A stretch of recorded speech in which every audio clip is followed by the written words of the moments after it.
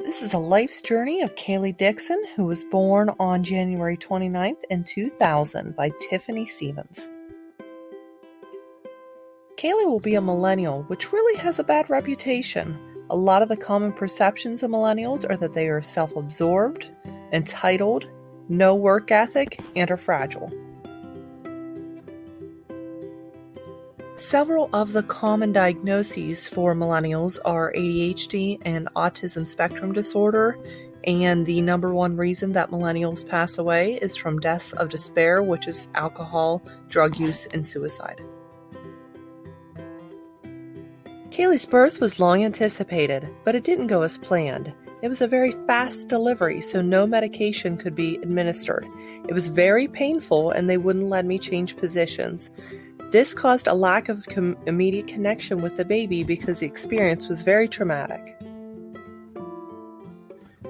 Shortly after birth, it was discovered that Kaylee was jaundiced. She had to stay in the hospital for 5 days under lights. She was then sent home with a Billy Light blanket. She excessively cried and cried, which caused a lot of depression and anxiety in me because I wasn't sure why she was crying and what was wrong. But there were just as many great experiences that I had with the birth of Kaylee. She was able to be named immediately. They offered to let me hold her immediately. They let me stay in the hospital for 5 days because of her jaundice, and they continued to offer lots of support.